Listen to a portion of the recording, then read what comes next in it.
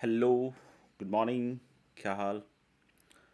Last class में हम लोगों ने परम्यूटेशन एंड कॉम्बिनेशन में जो भी अलाइक ऑब्जेक्ट्स के अरेंजमेंट्स है उसको देख रहे थे, ठीक है ना।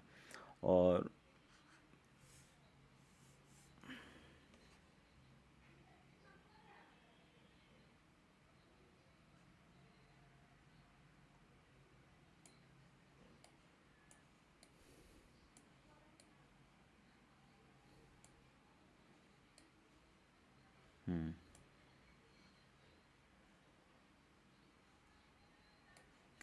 तो हम लोगों ने परम्यूटेशन ऑफ अलाइक ऑब्जेक्ट्स में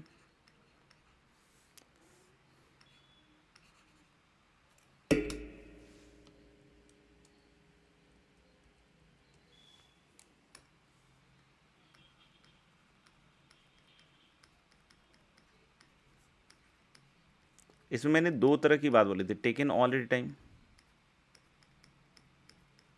permutation of alike objects taken all at a time के बारे में बात हुई थी, जो कि हम लोग अभी कर रहे थे थोड़ी देर पहले, मतलब लास्ट लेक्चर था। और फिर ये taken some at a time, मतलब अभी भी हम लोग अरेंजमेंट तो कर रहे हैं, लेकिन हो सकता है जितने भी दिए हुए हैं उसमें से कुछ को एट ए टाइम साथ में लेकर, उसमें से कुछ को एट ए टाइम साथ में लेकर इस तरह का हम कुछ कर रहे हैं, ठीक है ना। तो परम्यूटेशन। तो अब जो हम लोग देख रहे हैं that is examples on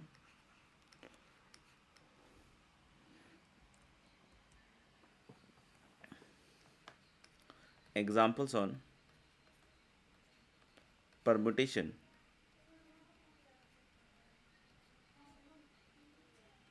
off alike objects taken some at a time.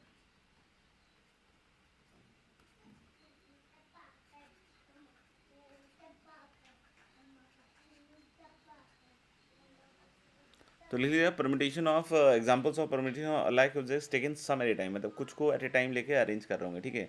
तो ऑफ कोर्स हम लोग एग्जांपल के थ्रू ही प्रोसीड करना चाहेंगे, ठीक है। तो question you can start writing.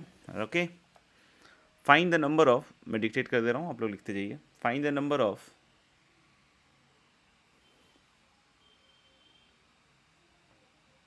find the number of five lettered word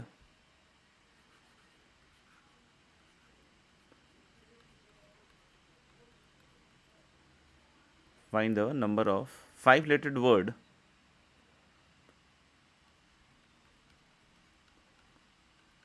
find the number of five lettered word which can be formed find the number of five lettered word which can be formed using the letters of the word independence. Find the number of five lettered word which can be formed using the letters of the word independence. Using the letters of the word independence. तो इससे हमें कितने letter का word बनाना है? 5 letter का word है, ठीक है ना। तो ज़रूरी नहीं है कि जैसे मान लीजिए कि कोई बोलेगी सर अब आप सॉल्व कीजिए खुद से और फिर देखिए, तो ये थोड़ा सा मेहनती टाइप के सवालों में आता है, ठीक है ना। हम लोग को 5 लेटर का वर्ड बनाना है। कोई बोले कि सर जैसे इसमें आपके पास 1 2 3 4 5 6 7 8 9 10 11 12 12 में से हम लोगों ने अल्फ़ाबेट्स में से 5 अल्फ़ाबेट ले लिया सर। 12C5 into 5 factor.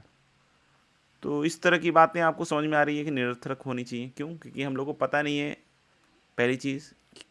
ऐसा हमें तो पता है कि इसमें बहुत सारे अलाइक हैं, तो ये जो 12C5 आप कर रहे हो तो डेफिनेटली दिस इज़ रॉन्ग। क्यों? क्योंकि 12 डिफरेंट में से 5 को सेलेक्ट करने का तरीका ना 12C5 है। समझ रही बात? और ये जो 5 फैक्टोरियल है इसका तो कोई मतलब ही नहीं है ना, क्योंकि हमें थोड़ी पता है कि जो 5 के सिलेक्शन में पाँचों के पाँचों 5 में से हो सकता है 4 अलाइक हो, एक डिफरेंट हो, मतलब उस तरह की चीज़ें हो सकती हैं। तो हम लोग बोलेंगे कि दिस इज़ टोटली रॉन्ग।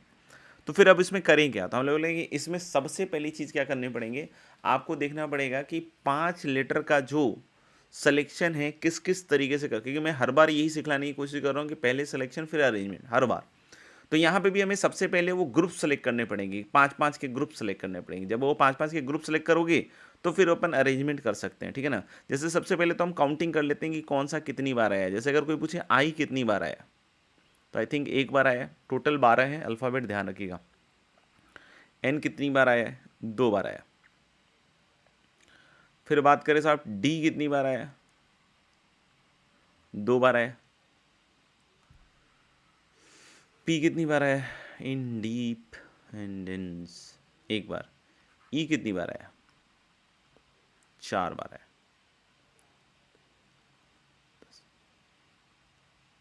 और क्या बच गया? आई हो गया, एन हो गया, डी हो गया, ई हो गया, पी ले लिया ना, एन भी है ना शायद, एक एन, तो एन 2 बार आ गया। 4 नहीं, एन तो लिख ही दिया ना मैंने। ये क्या हो रहा है? कौन सा बच गया रे? 4 2 6 1 7 8 9 1 10, 12 थे ना टोटल। एन कितनी बार? अच्छा, एन 3 बार आया दोस्त, सॉरी। 4 3 7 1 8 2 10 1 11, अभी कुछ लफड़ा है। आई कितनी बार आया? एक ही बार आया ना भाई।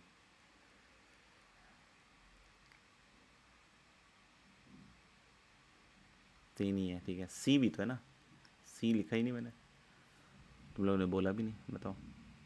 एक ही बार आया। अब सही है मेरे ख्याल से। ये टोटल मेरे ख्याल से अल्फ़ाबेट्स हैं, देख लीजिए आप एक बार ध्यान से। डी 2 बार, हाँ जी, देख लेना। अब इसमें अगर मिस्टेक हो गई हो तो आगे सब गलत हो जाएंगे। बाकी मुझे लग रहा है चाहते चाहते काट दो, सही ठीक ही होगा शायद। सी तो दिख ही रहा है, अब नहीं दिखता तो लगा। तो सबसे पहले हमें क्या है ना, कैटेगरी बनानी पड़ेगी भाई साहब।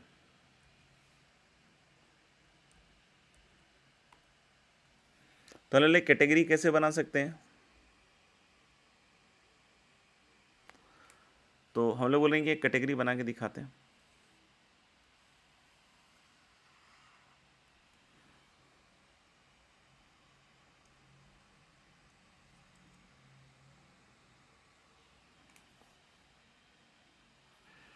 कैटेगरी मतलब हमें सोचना पड़ेगा कि कौन कितनी बार आ रहा है, उसके हिसाब से कैटेगरी बनानी पड़ेगी।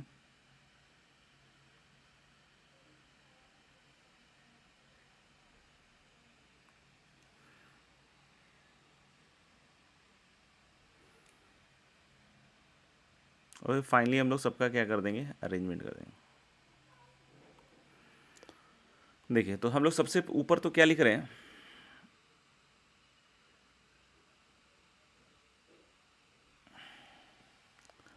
पहले तो हम ऐसी कैटेगरी कैटेगरी लिख देते हैं, वर्ड ही कैटेगरी यूज़ कर लेते हैं।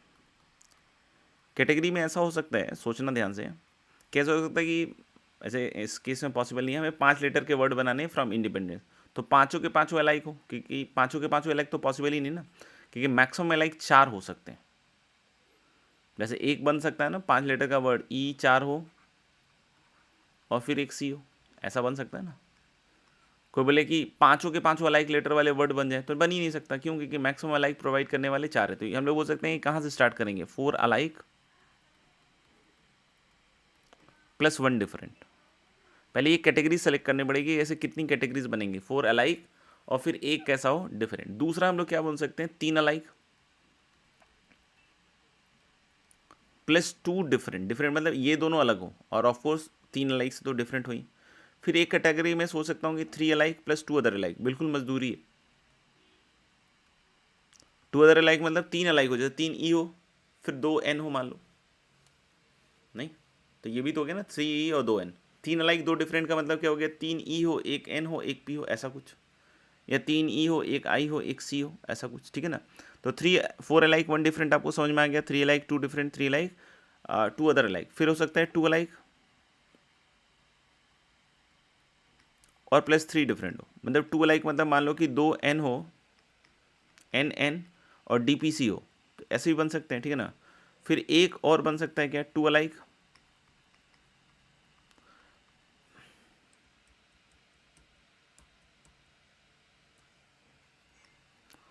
Plus 2 other alike plus 1 different. फिर एक केस लास्ट क्या हो सकता है, ऑल डिफरेंट। ये भी आपको समझ में आता होगा बात।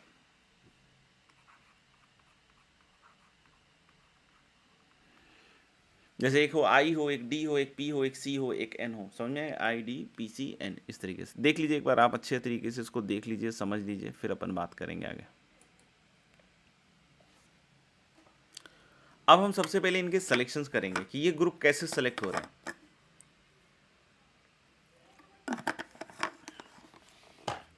ठीक है। तो हम इधर लिख देते हैं सिलेक्शंस, और फिर हमें तो नंबर ऑफ अरेंजमेंट बतलाने हैं टोटल। कभी कभी सिर्फ सिलेक्शन पे ही क्वेश्चन का पूर्ण विराम लग जाता है, क्योंकि क्वेश्चन ही रहता है सिर्फ सेलेक्ट करके बतला दो। और फिर फाइनली हम जाएंगे किस पे, अरेंजमेंट पे जाएंगे, ठीक है ना। तो we will start for selection, जैसे 4 अलाइक 1 डिफरेंट। तो this is not quite difficult, ये बहुत सिंपल है अगर आप सीखना चाहें तो। पहली चीज़ समझिएगा, हम ग्रुप सेलेक्ट करेंगे, इस ग्रुप से कितने भी नंबर ऑफ ई, जैसे मान लो चारों ई सेम है, तो अगर कोई बोले इससे 2 ई निकालने के तरीके, एक ही होगा, 2 ई निकाल लो। 4 ई है, इसमें से मैं पूछूं कि 2 ई सेलेक्ट करने के तरीके बतलाओ दोस्त,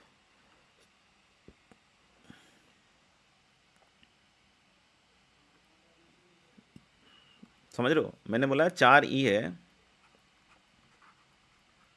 इसमें से 2 ई कितनी तरीके सेलेक्ट कर सकते हैं, तो ये 2 ले लो, ये 2 ले लो, ये 2 ले लो, कोई भी 2 ले लो, कोई फर्क तो पड़ना नहीं है। तो एक ही तरीका हो। इसमें से 3 ई लेने का तरीका एक ही तरीका हो, कोई भी 3 ई उठा लो, ठीक है ना। तो हम क्या करेंगे, ग्रुप सेलेक्ट करेंगे, और ग्रुप सेलेक्ट करने के बाद उसमें से जितने नंबर ऑफ डिजायर्ड अल्फ़ाबेट्स निकालने उसका तरीका एक ही होगा, ठीक है ना। जैसे 4 अलाइक, तो 4 अलाइक का ग्रुप प्रोवाइडर सिर्फ एक ही है, तो हम लोगों ने इस ग्रुप को पकड़ लिया। ग्रुप पकड़ेंगे ध्यान से, तो जैसे ही मैंने ग्रुप पकड़ा तो अब मैं इसके हिसाब से 4 ई लूंगा, और 4 ई लेने का तरीका एक ही है, ठीक है ना, एक डिफरेंट। तो हमने 4 ग्रुप वाला प्रोवाइडर तो ले लिया 4 अलाइक, और एक डिफरेंट लेना है, तो एक डिफरेंट किससे ले सकते हैं, डी से, पी से, सी से, एन से, आई से। तो हम फिर से ग्रुप पकड़ेंगे कि हम लोगों ने कि आई का ग्रुप पकड़ लिया, लेंगे एक ही, एन का ग्रुप पकड़ लिया, लेंगे एक ही, क्यों, क्योंकि हमें 1 डिफरेंट लेना है। 4 अलाइक वाला तो ले ही लिया। अब हम लोग बोल सकते हैं कि 5 ग्रुप्स बच गए, तो 5C1 से एक ग्रुप पकड़ लिया। मान लो 5C1 से पकड़ा हो, डी आ गया हो ग्रुप में, लेकिन लेंगे उससे एक ही, उससे दोनों नहीं लेना है, क्योंकि हम इसके हिसाब से चलेंगे, कैटेगरी के हिसाब से चलेंगे। तो 5C1 और उसमें से एक चीज़ निकालने का तरीका एक ही होने वाला है, ठीक है। तो ये सिलेक्शन हो गया। अब क्या है कि अब अरेंजमेंट आपके लिए कूल हो गया। अब बोलोगे कैसे कूल हो गया सर, हो गया ना कूल। अब सीधा 4 अलाइक एक डिफरेंट का arrangement, 5 factorial upon 4 factorial, and that is going to be 5 × 5 कितना, 25। इजी हो गया ना। देखो अब जैसे कोई बोले 3 अलाइक प्लस 2 डिफरेंट, तो हम बोले ये मक्खन। अब 3 अलाइक कैसे ले सकते हैं, 3 अलाइक लेने के 2 ग्रुप हैं जैसे ई का भी ग्रुप है और एन का भी ग्रुप है, तो अब हम लोग बोले 3 अलाइक ग्रुप प्रोवाइडर 2 हैं, तो 2C1। अब 2C1 के बाद 2 डिफरेंट के लिए जैसे बच्चे क्या करते हैं, जनरली क्या करते हैं कि अच्छा एन और ई में से कोई एक ग्रुप ले लिया, और हमने उसमें से कितने निकालने होंगे, 3। जैसे मान लो ई का ग्रुप ले लिया तो 3 ई ही निकालेंगे, 4 नहीं निकालेंगे, क्योंकि इसके हिसाब चलना है, और 3 ई निकालने का भी तरीका एक ही होगा। तो 2C1 से कर लिया। अब बच्चे क्या करते हैं, 2 डिफरेंट के लिए सिर्फ ये 4 ग्रुप ही कंसिडर करते हैं। भाई आप सोचो ना, थोड़ा सा दिमाग भी लगाना है कि इन दोनों में से एक सेलेक्ट किया तो एक रिजेक्ट भी हो गया ना। मान लो कि मतलब 2C1 से एन सेलेक्ट हो गया, तो 3 एन आ गए आपके। अब जो 2 डिफरेंट है उसमें से हम ऐसा भी तो सोच सकते हैं ना कि एक ई ले लें, एक सी ले लें, कोई दिक्कत थोड़ी है, ये भी तो उसी क्लास को होगा ना। लेकिन अगर मान लीजिए आपने इधर से 2C1 करने के बाद सिर्फ 1 2 3 4 से ही 2 डिफरेंट वाला सेलेक्ट किया, तो फिर ये वाला जो है ई, ये तो नहीं आएगा ना। या फिर मान लीजिए कि आपने 3 अलाइक वाले ग्रुप में ई को पकड़ लिया और उससे 3 ई ले लिया। अब ध्यान रखना एन रिजेक्ट हो चुका है। अब आपने मान लो एन के अलावा जो 4 हैं उनमें से ही ये 2 डिफरेंट का जुगाड़ किया, तो आप या तो डीपी लीजिएगा, पीसी लीजिएगा, सीआई लीजिएगा, आईडी लीजिएगा, ऐसे कुछ लीजिएगा, लेकिन आप कभी भी एनआई, एनडी, एनपी, एनसी तो नहीं ले पाएंगे ना, तो कुल मिला के गलत हो जाएगा। तो यानी 2C1 से जैसे ही हमने 2 में से एक को सेलेक्ट कर लिया, इधर एन और ई, एक रिजेक्ट हो गया। अब ये 2 डिफरेंट के लिए वो भी एलिजिबल है जो रिजेक्ट हुआ है, और साथ ही साथ जो बचे हुए हैं वो तो एलिजिबल है ही आपके हिसाब से। तो 2C1 से एक कोई सेलेक्ट हो गया, एन और ई में से मान लो एन सेलेक्ट हो गया, तो ई रिजेक्ट हो गया। अब ई, सी, पी, डी, आई 5 हैं। अब इन 5 में से कोई 2 ग्रुप सेलेक्ट कर लो, 5 में से कोई 2 ग्रुप सेलेक्ट कर लो। मान लो ई और सी सेलेक्ट हो गया, दोनों से एक एक निकालेंगे। कितनी तरीके से, एक तरीके से। बहुत अच्छे से एक्सप्लेन कर दिया है। इतना एक्सप्लेनेशन के बाद भी अगर नहीं समझ में आ रहा है तो कॉपी पेन चलाइए, देखिए कि क्या किया जा रहा है। जब उस वर्क को कीजिएगा तभी समझ में आएगा, ठीक है ना। बाकी आप पूछते रहिए 10 जगह, उससे कुछ नहीं होने वाला। अब इसके आगे मेहनत ही करना पड़ेगा आपको खुद से। इधर अब क्या आएगा, 5 फैक्टोरियल और 3 अलाइक के हिसाब से 3 फैक्टोरियल। समझ गए बात। अब इसको कैलकुलेट कर लीजिएगा, मेरे ख्याल से तो 10 दूनी 20, अब मैं कैलकुलेट नहीं कर रहा हूँ, ठीक है ना, आप कैलकुलेट कर लीजिएगा, जो भी आएगा that will be called as answer for this part. अब अगले पे चलते हैं, 3 अलाइक प्लस 2 अदर अलाइक। भाई साहब ये क्या, ये क्या है, ये भी वही है, 3 अलाइक के लिए 2 ग्रुप प्रोवाइडेड है तो 2C1, फिर से एक रिजेक्ट हो गया, ध्यान रखना। अब जैसे 3 अलाइक मतलब मान लो 3 ई हो गया, फिर 2N हो जाए, 2D हो जाए, क्योंकि 2 अलाइक तो इससे ही मिलेगा, इससे ही मिलेगा। तो मैंने 2C1 से एक कोई सेलेक्ट कर लिया, N और E में से एक सेलेक्ट हो गया तो एक रिजेक्ट हो गया। अब वो D के साथ एक और ग्रुप है ना D, जो 2 अलाइक दे सकता है, मान लो कि E सेलेक्ट हो गया, N रिजेक्ट हो गया, तो N में से 2N निकाल सकते हैं या D में से, यानी कि अब हम लोग बोल रहे हैं बचे हुए 2 में से कोई एक ले लो ग्रुप, और उन ग्रुप से 2 निकालने का तरीका एक ही होगा, समझ में आ गया। तो अब ये क्या हो गया भैया, 2C1 इंटू 2C1, बहुत इजीली समझा रहा हूँ, ठीक है ना, अब इससे ज़्यादा तो क्या ही समझाएगा आदमी। ये देख लीजिए, बाकी जो मैं बोल रहा हूँ उसको आप पेन से लिख के देखिएगा कि अच्छा 2C1 में कभी एक N ले लीजिए, उससे 2N ले लीजिए, सॉरी 3N लीजिए, फिर उसके बाद एक रिजेक्ट हो गया E और D, अब इन दोनों में से कोई एक सेलेक्ट करके देखिए, तो आपको अपने आप फील आने लग जाएगी, ठीक है ना। और बाकी नहीं कीजिएगा कुछ, सिर्फ सुनते रहिएगा तो देख लीजिएगा। हाँ मतलब सुनने से फील आ गई तो बात खत्म है, सुनने से फील नहीं है तब के बारे में बात किया जा रहा है। फिर 2 अलाइक प्लस 3 डिफरेंट, अब इसका क्या करें, सिंपल है, 2 अलाइक प्लस 3 डिफरेंट, तो 2 अलाइक के लिए तो कितने ग्रुप प्रोवाइडर है मेरे को, तो 3 दिख रहे हैं, तो भाई साहब मैंने 3 में से एक ले लिया तो 2 रिजेक्ट हो गए।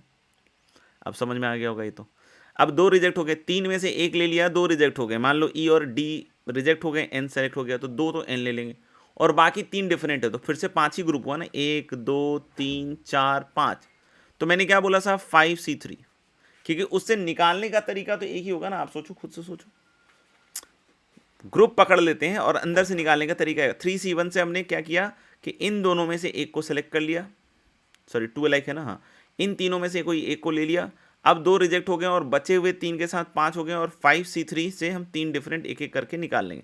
अब now this is 3C1 5C3 into 5 factorial upon 2 factorial, 2 alike है। फिर बोलता है 2 अलाइक 2 अदर अलाइक 1 डिफरेंट, ये थोड़ा सा अच्छे से देख लीजिए, 2 अलाइक 2 अदर अलाइक मतलब 2N 2D या 2N 2E 2N 2P ऐसे, सॉरी 2N 2D या 2N 2E 2E 2D ऐसा करके, ठीक है ना। तो हमने कि 2 अलाइक वाले 3 ही ग्रुप है, तो 3C2 मैंने ग्रुप पकड़ा, 3C2 में या तो N वाला ग्रुप आया होगा, D वाला ग्रुप आया होगा, E वाला ग्रुप आया होगा, D वाला ग्रुप आया होगा, या फिर E वाला ग्रुप आया होगा और N वाला ग्रुप आया होगा। इनमें इससे भी 2 निकालेंगे, इससे भी 2 निकालेंगे, तो कितने तरीके से, एक ही तरीके से, या फिर इससे 2 इससे 2, जो भी ग्रुप सेलेक्ट हो गया। तो 3C2 से हमने सिर्फ 2 ग्रुप पकड़ लिया, एक रिजेक्ट हो गया, एक रिजेक्ट होते हुए कितने ग्रुप बच गए, 4। अब एक डिफरेंट निकालने का तरीका क्या होगा, 4C1, तो 3C2 इंटू 4C1 और इंटू क्या हो जाएगा 5 factorial upon 2 factorial 2 factorial, very easy very easy. बहुत सारे बच्चे इसमें क्या करते हैं कि 3C1 लेते हैं पहले की, अच्छा 2 अलाइक तो 3C1, फिर बचे हुए में से 2C1, तो भाई इसमें रिपीटिशन हो जाएगा, ये गलत है। 3C1 से आपने सेलेक्ट कर लिया, मान लीजिए N सेलेक्ट हुआ, 2C1 से सेलेक्ट कर लिया, मान लीजिए E सेलेक्ट हो गया, तो NNEE लीजिएगा। मान लीजिए 3C1 में पहले E सेलेक्ट हो गया हो तो 2 E लिया आपने, और फिर बचे हुए में से 2C1 किया आपने और N लिया, तो फिर से वही चीज़ आ जाएगी जो मैंने बोला। इसको लिख के देखिएगा, आपको फील आ जाएगा कि जो 3C1 2C1 किया होगा उसका गलत हो गया होगा। तो इसलिए मैं बार बार बोल रहा हूँ, पहले ग्रुप सेलेक्ट कर लीजिए, बात खत्म। ऑल डिफरेंट, तो 6 ग्रुप्स हैं, 6 में से 5 ग्रुप, तो 6C5 इंटू 5 फैक्टोरियल। अब मैं इसको कैलकुलेट करके नहीं दिखा रहा हूँ और आंसर भी मेरे पास नहीं है, तो मैं कंफर्म भी नहीं कर रहा हूँ, इसको आप कायदे से कैलकुलेट कर लीजिएगा and that will be your answer, no problem.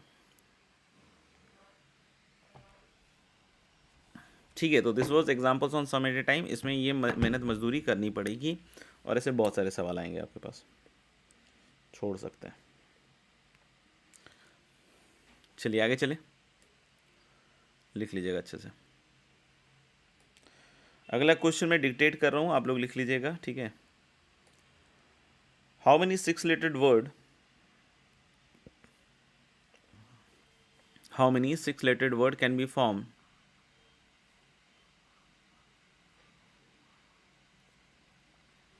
how many 6 lettered word can be formed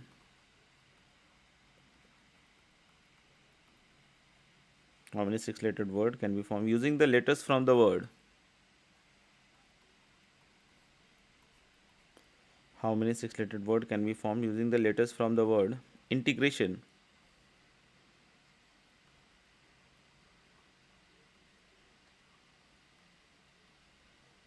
Integration. How many six-lettered word can be formed using the letters from the word integration if each word has three vowels and three consonants? If each word has three consonant and three vowel. चलिए साहब, three consonant और तीन vowel होने चाहिए और हमें बतलाना है integration, ठीक है ना। तो हम लोग बोलेंगे कि सबसे पहले फिर से ये अलग तरह का हो गया कि वॉवल और कॉन्सोनेंट की संख्या फिक्स चाहिए, तो आपको फिर से वर्ड काउंट करना चाहिए और वॉवल अलग से और कॉन्सोनेंट अलग से, क्योंकि तीन वॉवल लीजिएगा, तीन कॉन्सोनेंट लीजिएगा, उसको फिर अरेंज कीजिएगा। प्रोसेस ये होगा ना कि पहले तीन वॉवल को देखो कितनी तरीके से सेलेक्ट कर सकते हैं, फिर तीन कॉन्सोनेंट्स को कितनी तरीके से सेलेक्ट कर सकते हैं और फिर उनके अरेंजमेंट्स करेंगे अपन, सही है क्या। तो देखते हैं वॉवल्स के लिए पहले,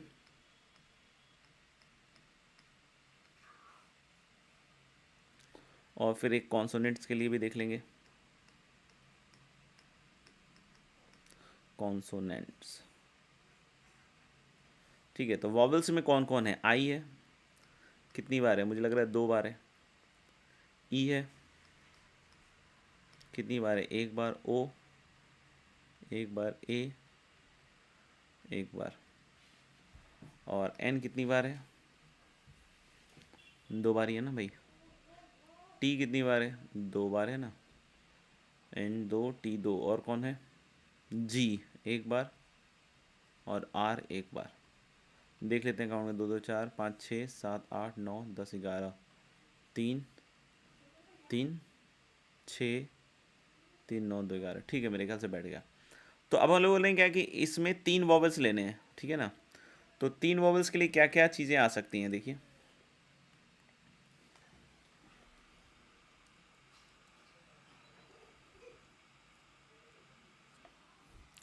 तीन वॉवल्स के लिए हम लोग बोल सकते हैं क्या?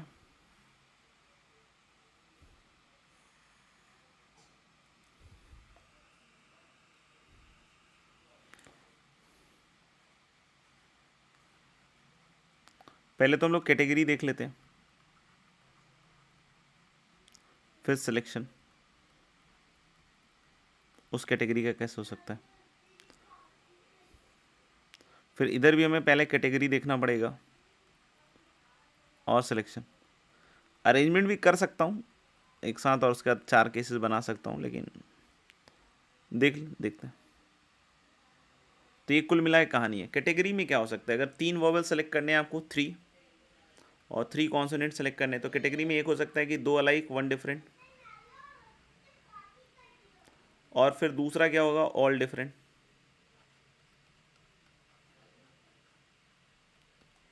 ठीक है, तो हाँ कि 3 अलाइक और 2 अलाइक और 1 डिफरेंट और all alike, sorry 2 alike 1 different and all different. तो 2 अलाइक के लिए हम लोग बोल रहे हैं एक ही ग्रुप है 1C1। डिफरेंट के लिए फिर कितने ग्रुप बच गए? 3C1। ऑल डिफरेंट के लिए हम लोग बोल रहे हैं 4 ग्रुप है, 4 में से हम लोग को, 1 मिनट क्या कर दिया मैंने, 2 अलाइक 1 डिफरेंट, ठीक ही लग रहा है। ऑल डिफरेंट के लिए हम लोग बोलेंगे 3 का है तो 4C3। आ रही बात समझ में? फिर इसी तरीके से हम लोग बोल रहे हैं इसमें भी 2 अलाइक 1 डिफरेंट, और इसमें भी क्या होगा? All different. देख लीजिए, सोचिए। तो इसमें भी हम लोग बोल सकते हैं क्या हो जाएगा? 2 अलाइक तो अच्छा 2 अलाइक वाले 2 ग्रुप हैं यहाँ पे, सॉरी 2C1, एक रिजेक्ट हो गया तो फिर से 3C1 और फिर से 4C3 ऑल डिफरेंट के लिए। देख लीजिए ध्यान से।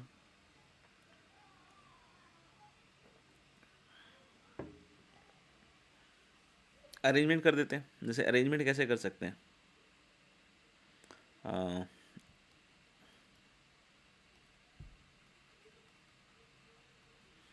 ये तो 3 हो गया ना रे, 3 और 3 फैक्टोरियल अपॉन 2 फैक्टोरियल 3, 9 लग रहा है इधर तो। 6 × 4 20।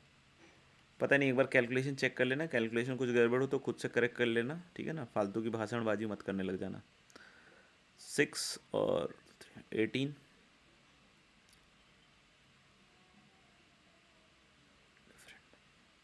तो 6 चौक 24, ये भी वही होगा।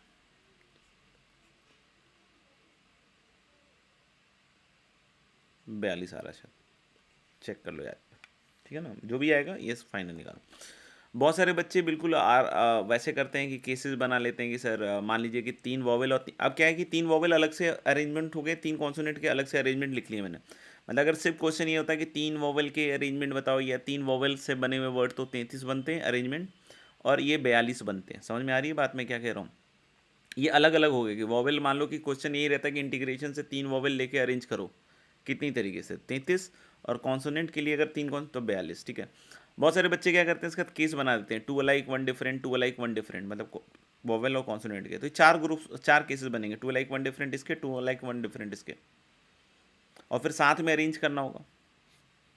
नहीं तो 9 × 18 ऐसे कर करके कर लेते हैं। बाकी मैं ऐसे क्या क्या कहता हूँ, सोचना 4 केसेस बन जाएंगे, 2 like 1 different, all different consonant के, ऐसे करके मैं ऐसा सोच रहा हूँ कि मान लीजिए कि टोटल 6 चीज़ों को अरेंज करना है, इन तीनों में से कोई भी 3 प्लेस पे कॉन्सोनेंट होगा, कोई भी 3 प्लेस पे वॉवेल होगा, दोनों तरफ से आंसर सेम आएगा, कोई दिक्कत नहीं।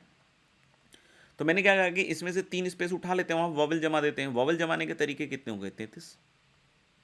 3 वॉवेल के जमाने के तरीके तो आप कहीं भी जमा दो 33 ही आएंगे, और बचे हुए 3 स्थानों पे वॉवेल्स को कॉन्सोनेंट्स को अरेंज कर दो 42। तो यानी एक्चुअली क्या हो जाएगा आंसर 63 × 33 इंटू क्या हो जाएगा 42। क्लियर है मेरे ख्याल से? ठीक है, आगे बढ़ते हैं। इस तरह के सवाल शीट में और आएंगे आपके पास। कुछ नहीं किया है, 3 कॉन्सोनेंट 3 वॉवेल को अब इकट्ठा ही अरेंज करना है, तो 6 प्लेसेस पे अरेंज करना है। 3 प्लेसेस पे वॉवेल को अरेंज करने का तरीका पता है हमें, 3 प्लेसेस पे कॉन्सोनेंट को अरेंज करने का तरीका पता है। 63 क्यों आया? क्योंकि जरूरी नहीं है कि तीनों वॉवेल एक साथ ही अरेंज हो रहे हो। 3 वॉवेल मान लो पहले पोजीशन पे हो, एक तीसरे पे, एक पाँचवें पे हो, एक पहले पे हो, एक दूसरे पे, एक छठे पे हो, कहीं भी हो सकता है। तो 63 से पहले 3 प्लेस सेलेक्ट करके वहाँ वॉवेल्स या कॉन्सोनेंट में से किसी एक को अरेंज कर दीजिए, और बचे हुए स्थान पे जो बच गए उनको अरेंज कर दीजिए। ठीक है, तो बस यही है। अगला टॉपिक देखते हैं।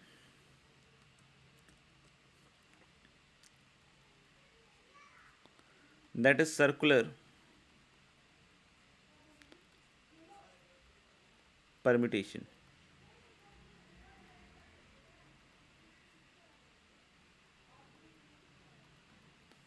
ठीक है, नेक्स्ट इज सर्कुलर परम्यूटेशन। क्या है सर्कुलर परम्यूटेशन? तो अभी तक हम लोग लीनियर परम्यूटेशन कर रहे थे, लीनियर अरेंजमेंट कर रहे थे। अब हम लोग क्या कर रहे हैं? सर्कुलर परम्यूटेशन कर रहे हैं, सर्कुलर अरेंजमेंट कर रहे हैं। तो ये भी आता है जेई में, कहीं कोई दिक्कत नहीं है, और सिलेबस का पार्ट है। इसको हम लोग ऐसे स्टार्ट करते हैं थोड़ा सा। मान लीजिए 4 लोग हैं जिसको हम लोग अरेंज कर रहे हैं सर्कल में। समझ में आएगा? मान लीजिए 4 लोग हैं ए, 4 से ज़्यादा भी लेके कर सकते हैं, बट हम लोग अभी फॉर द टाइमिंग 4 लोग ले रहे हैं। ठीक है, वैसे कुछ चीज़ें हैं जो कि अपन को दिल से फील करनी पड़ेगी, तभी समझ में आएगा, और फील करने के बाद भी अगर आप थेथराई कीजिएगा तो अलग बात है। ठीक है ना? तो सीखिएगा, जो मैं बोलने की कोशिश करूँगा उन वर्ड्स को पकड़िएगा, अपने दिमाग का कचरा थोड़ी देर के लिए शांत रखिएगा कि मैं ऐसा कर दूँ, मैं वैसा कर दूँ। ठीक है ना? आप तो बहुत कुछ कर सकते हैं, पोटेंशियल इनफाइनाइट है, आप बीज हैं। तो हम लोग बोल सकते हैं कि मान लीजिए एक सर्कल है और 4 लोग हैं ABCD, उनको अरेंज करना है। तो one of the way is this arrangement. ठीक है ना? अभी हम बस कुछ करके देख रहे हैं। ठीक है ना? अब पता नहीं आपको क्या समझ में आएगा या नहीं आएगा, वो अलग बात है। अभी हम थोड़ी देर के बाद समझाने वाली प्रक्रिया शुरू करेंगे, तब जिनको आना हो आ सकते हैं। अभी मैं कुछ लिख रहा हूँ, और अगर आप लोग साथ साथ लिखते जाएं तो बढ़िया है, और समझते जाएं, या किसी के मन में कुछ चल रहा हो लिखने तक तो ठीक है, नहीं तो कोई दिक्कत नहीं है।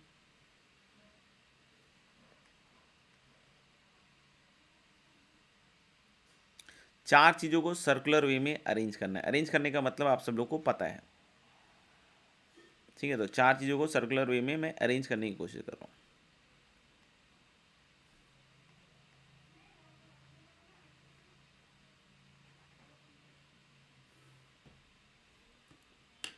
अभी मैंने कुछ लिख दिया है। ठीक है, लिखने दो, क्या कर सकते हैं, मास्टर साहब भी लिखेंगे।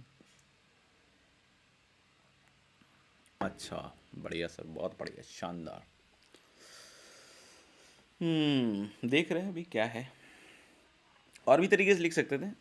मैंने एक चीज़ किया है इसमें, क्या कि मैंने एक एक पोजीशन इसका रोटेट कर दिया है। जैसे ए को यहाँ पे ले आए, फिर इसको इधर शिफ्ट कर दिया, इधर शिफ्ट कर दिया, ऐसे करके रोटेट किया है।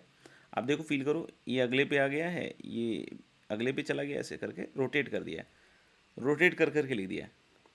फर्दर अगर रोटेट किया होता तो ये इसी पोजीशन पे आ जाता जो यहाँ पे मैंने लिखा है। देखिएगा, ये इधर जाएगा, ये इधर जाएगा, ये इधर करके जाता, तो आप समझ रहे हो ना कि फिर से वो पोजीशन नंबर 1 पे ही आ जाता, मतलब यहाँ पे आ जाता, क्योंकि ऊपर यहाँ पे ए आ जाता। समझ रहे हो ना मेरी बात को?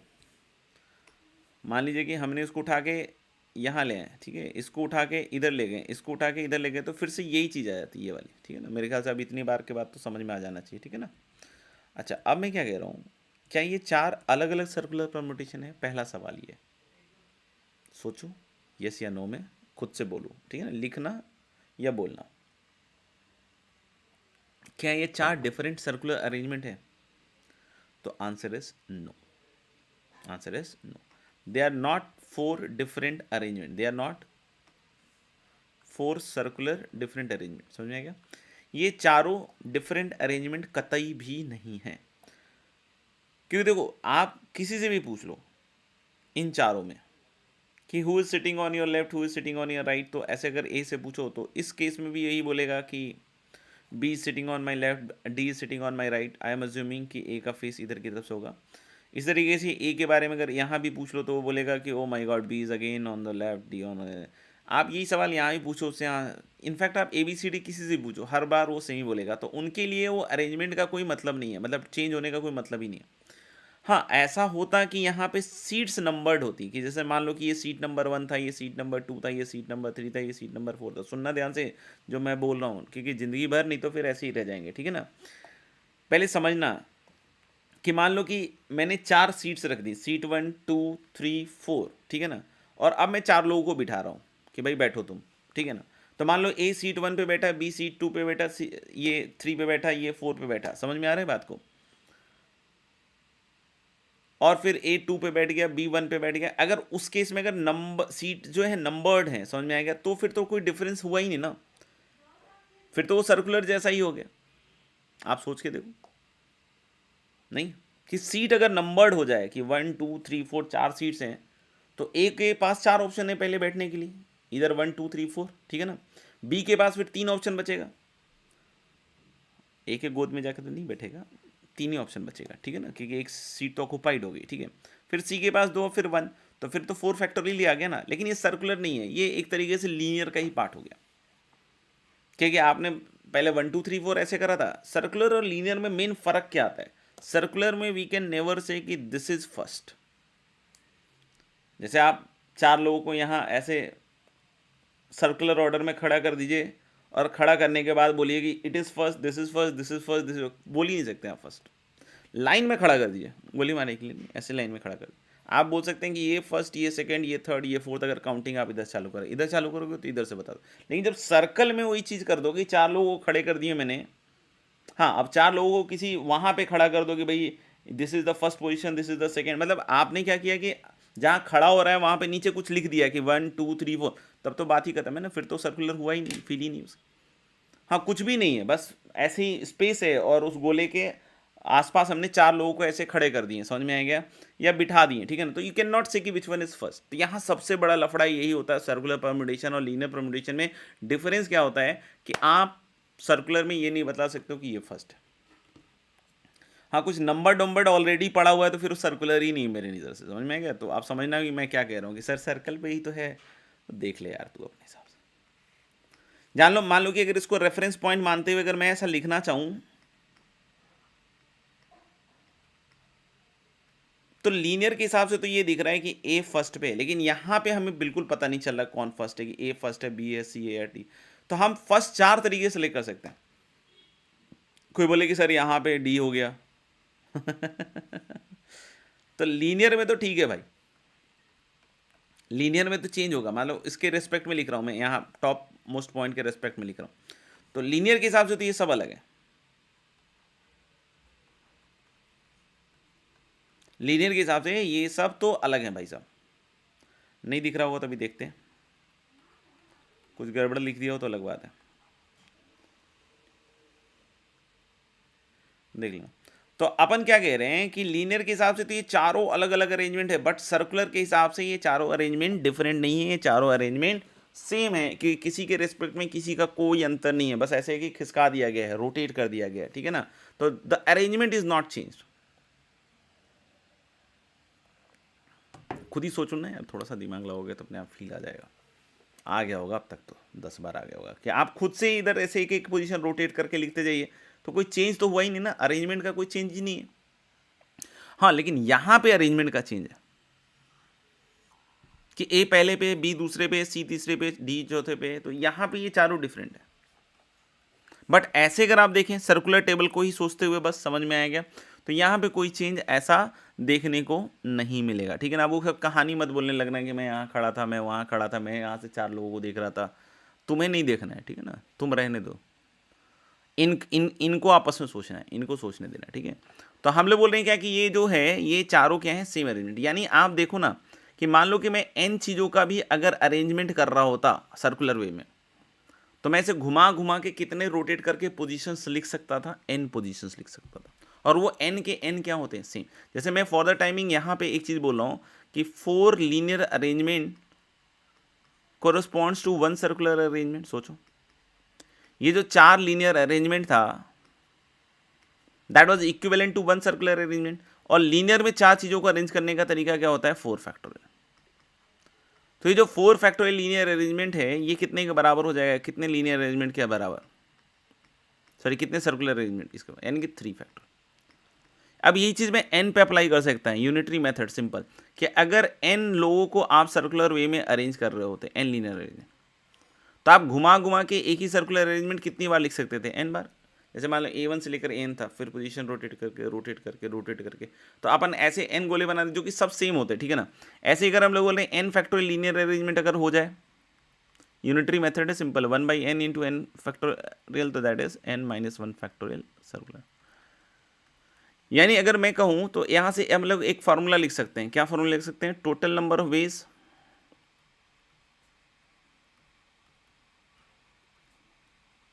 in which, this is the formula,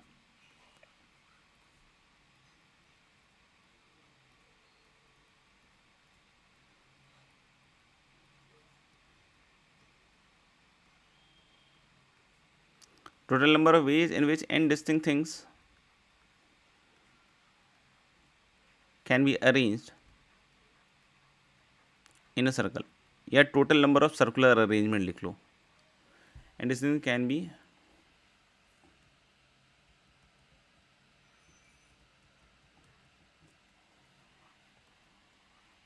in a circle.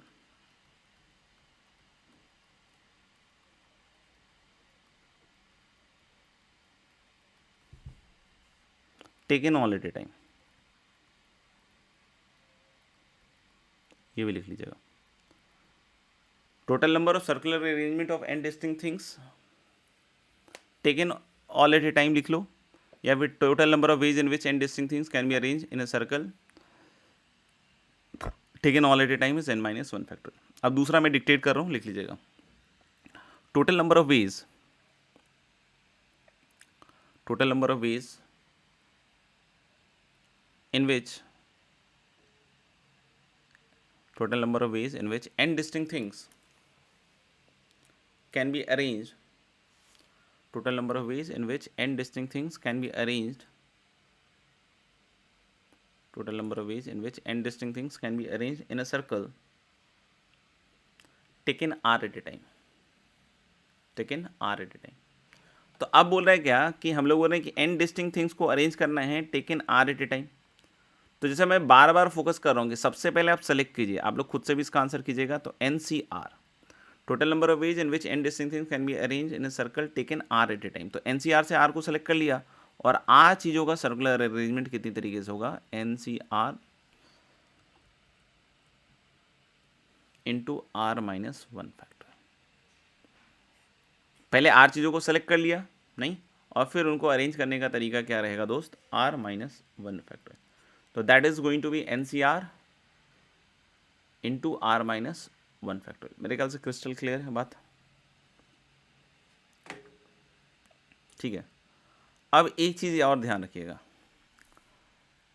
जैसे हमने जब ऊपर इसको अरेंज किया होगा, सोचिएगा जो भी 3 फैक्टोरियल लिखा ना, 4 चीज़ों का सर्कुलर अरेंजमेंट, तो उसमें ये वाला जो अरेंजमेंट है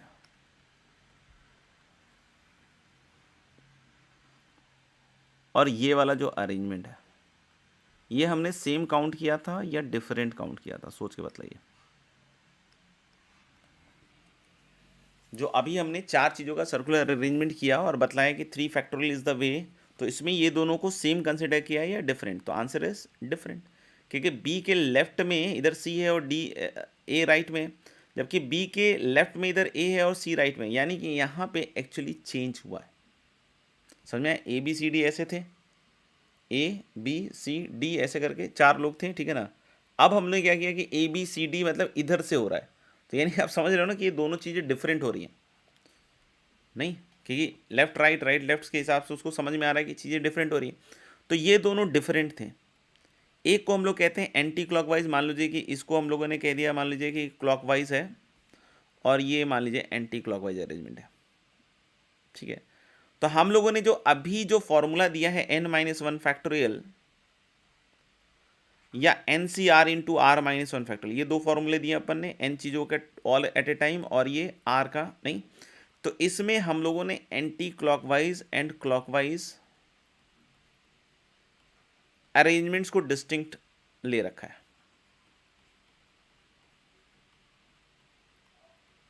सही है, क्योंकि डिफरेंट काउंट हुआ है, anticlockwise and clockwise arrangements are different. But मान लो कि कभी ऐसा हो जाए कि दे आर इनडिस्टिंग्विशेबल, तो फिर क्या करेंगे?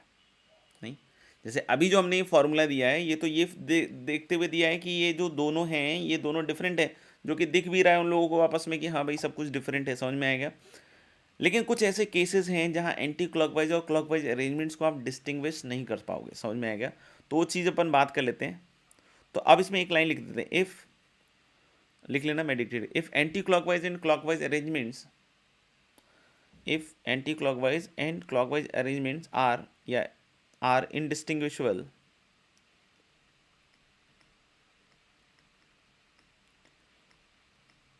but that is it cannot be distinguished. If anti-clockwise and clockwise arrangements are indistinguishable, then divide the above formula by 2 factorial. क्योंकि अगर एंटी क्लॉकवाइज और क्लॉकवाइज जो हैं ये अगर डिस्टिंग्विश नहीं हो पा रहे हैं, तो ऑफ कोर्स हम लोग बोल रहे हैं क्या कि they will be considered same. अगर डिस्टिंग्विश नहीं हो पा रहे हैं तो जितने भी अरेंजमेंट्स हैं सब आधे हो जाएंगे। अब बोलोगे सर कैसे केसेस में नहीं हो पाएंगे, तो भाई आप एक सोच सकते हैं, मान लीजिए कि नेकलेस मेड फ्रॉम बीड्स,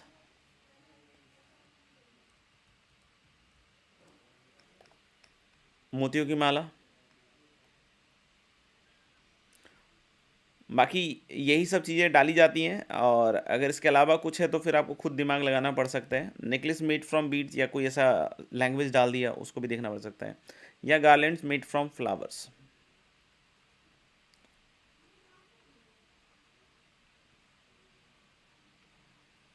फूल पत्तियों की माला नहीं।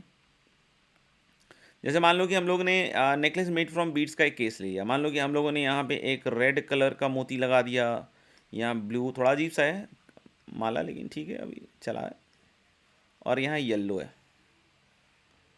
ठीक है, और इधर रेड है, इधर ब्लू है, इधर ग्रीन है, इधर येलो है। सोचिएगा ध्यान से, एक मोतियों की माला है, इधर रेड, इधर ब्लू, इधर ग्रीन, इधर येलो, उस पर फोकस कीजिएगा आप खुद से, ऐसे जो मैं बोल रहा हूँ ना खुद से करके देखिएगा। तो रेड ब्लू ग्रीन येलो हो, या रेड ब्लू येलो और इधर नीचे ग्रीन हो, तो ये तो मोतियों की माला है ना भाई, इसको तो हम ऐसे ऐसे फ्लिप कर सकते हैं, समझो। तो यानी कि हम लोग बोल सकते हैं कि अगर आपने इसको क्लॉकवाइज सोच रखा है और इसको एंटी क्लॉकवाइज सोच रखा है, तो without even changing a weed हम इसको इस तरफ से इस तरफ करेंगे, तो आप देख सकते हो कि वो जो एंटी क्लॉकवाइज था वही क्लॉकवाइज दिखने लगेगा, जो क्लॉकवाइज था वो एंटी क्लॉकवाइज दिखेगा। ऐसे पकड़ लो ना उस मोतियों की माला को, रेड इधर और ग्रीन इधर और येलो और ब्लू, और उसको ऐसे पलट दो, ऐसे पलट दो, तो आपको दिखेगा सेम ही है, समझ। अब ये आदमियों में सब करने के लिए मत लग जाना, आप अंडरटेकर नहीं हो, ठीक है ना, तो उस चीज़ को अपन, या खली नहीं हो, ठीक है ना। तो हम लोग बोल सकते हैं क्या कि इसमें किया जा सकता है, यानी कि अगर कभी ऐसा केस आ जाए नेकलेस मेड फ्रॉम बीड्स या गार्लैंड्स मेड फ्रॉम फ्लावर्स, तो यहाँ इनको आपको 2 फैक्टोरियल से डिवाइड करना पड़ेगा। तो ये चीज़ें लैंग्वेज पे आधारित हैं जिसको आपको वहाँ समझना पड़ेगा और करना पड़ेगा, ठीक है। तो इस पे एग्जांपल्स मैं अगली क्लास में ले लूँगा। बाकी अगर कुछ शीट में आ जाए तो देख लीजिएगा, संभाल लीजिएगा, और तो क्या है।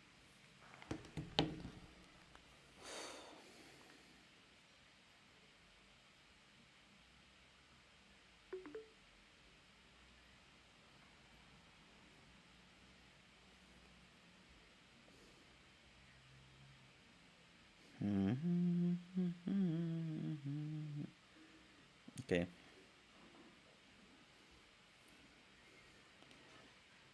इसलिए क्लास में बच्चे याद करवा देते हैं यार होमवर्क। अब मेरे को क्या है ना, एग्जैक्टली होमवर्क अभी ध्यान तो है नहीं, ये कितना है, कौन सा करवा दिया है, तो इसलिए थोड़ा सा अब या तो मुझे सारे लेक्चर्स बैठ के देखने पड़ेंगे।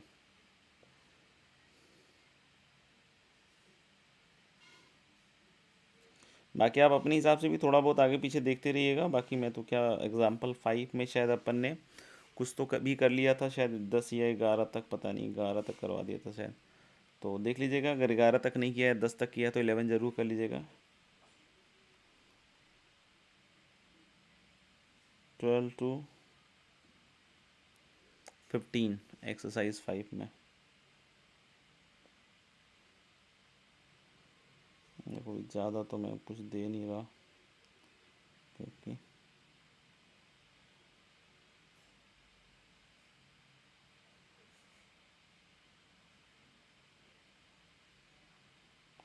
और एक्सरसाइज 1 में 31, 32, 33, 34 ये कर लीजिएगा, ठीक है। बाकी रिवीजन वगैरह कर लीजिएगा और देखते हैं अगर नेक्स्ट डीपीपी हो जाए। और कोई एक बच्चा अगर ऐसा कुछ कर सकता है, या एक से ज़्यादा, जितने ही बच्चे हैं, अगर कोई लिख के दे दे कि क्या क्या होमवर्क हो गया है पीएनसी में मार्क करके, तो फिर मैं उसके हिसाब से अगली क्लास से होमवर्क दे दूँगा, ठीक है ना। तो अगर डीपीपी अगली कोई अपलोड हो जाए तो वो कर लीजिएगा।